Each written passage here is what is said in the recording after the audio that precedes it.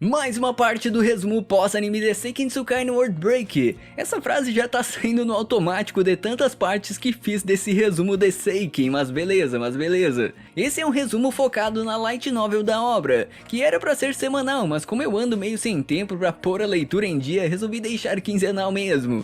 Se tu não viu as partes anteriores desta saga de resumos, vou deixar o link da playlist na descrição do vídeo, então confere tudo, maratone tudo e depois tu volta aqui.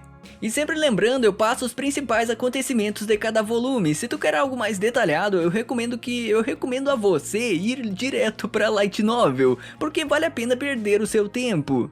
Neste resumo de hoje vai englobar 2 volumes e não só um, como eu estava fazendo, muito por conta dos volumes 18, 19, 20 e 21 serem volumes diretos, e com volumes diretos eu me refiro aos acontecimentos serem continuações diretas, sem prólogo ou epílogo, é literalmente um grande arco, por assim dizer. Bem, então sem mais enrolação, vamos começar com o volume 18. O volume se inicia mostrando um pouco da vida passada da Shizuno, de quando ela havia encontrado o protagonista pela primeira vez. Na sua vida passada, a Shizuno era uma serva que cuidava do Shusaura em uma masmorra. Que lembrando, o Shusaura era a segunda vida do Moroha, onde ele era um Kuroma muito poderoso, mas teve seu trono roubado por outra pessoa que não nos é mencionado.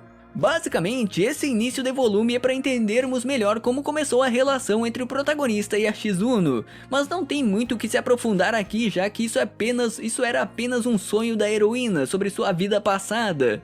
Seguindo na história, podemos ver que o Moroha e as garotas do seu harém estão em um acampamento de verão, onde iria acontecer basicamente um treinamento da equipe dos Strikers. Mas aqui a Manako, a namorada do Taketsuru, aparece e pede ajuda ao Moroha, dizendo que o Taketsuru havia invadido furtivamente o esconderijo dos Seis Asas.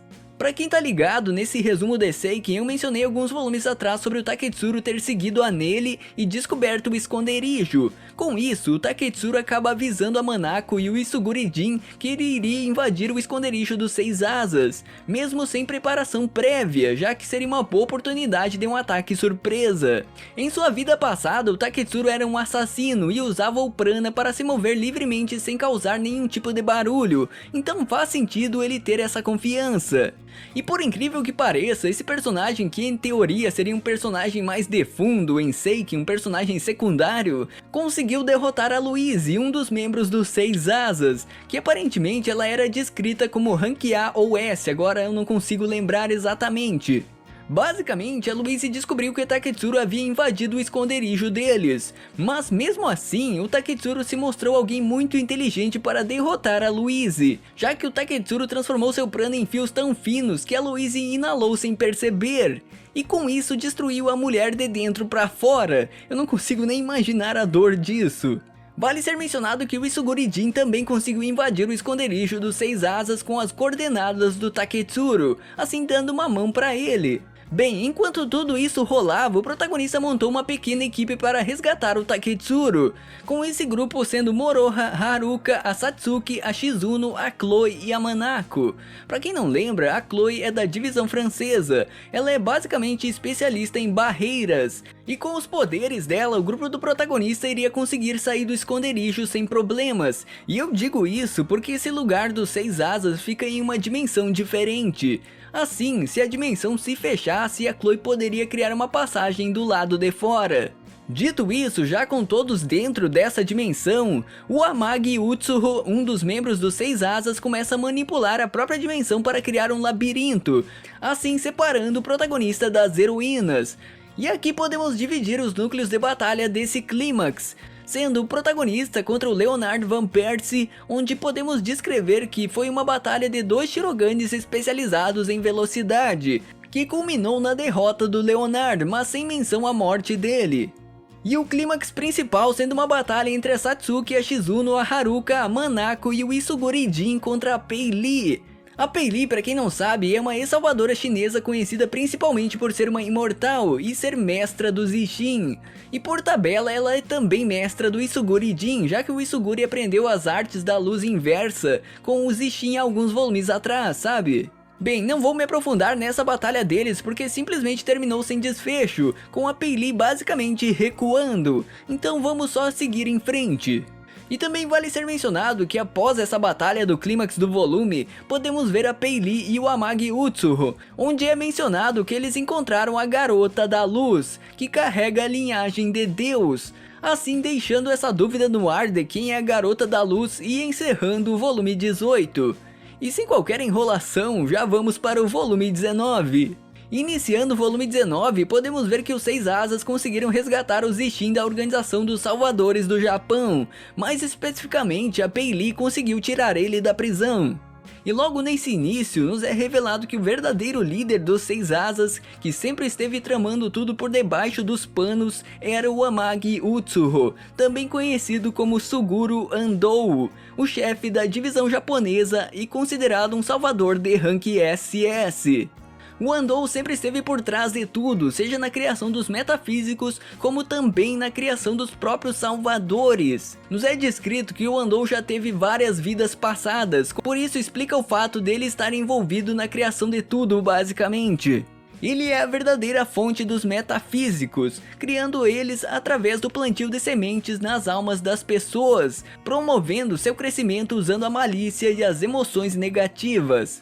A Pei Li é uma imortal por causa disso, porque ela é um dos experimentos do Andou, assim como o Isshin também, que acabou comendo uma semente após ser libertado da prisão. Bem, no volume 19 temos como epicentro uma acusação da Kyoka, a secretária do Andou, que ela viu que a Satsuki era a verdadeira pessoa que estava criando os metafísicos, mas isso é claramente algo armado pelo chefe da divisão japonesa, para fazer todos se voltarem contra a heroína e o próprio protagonista.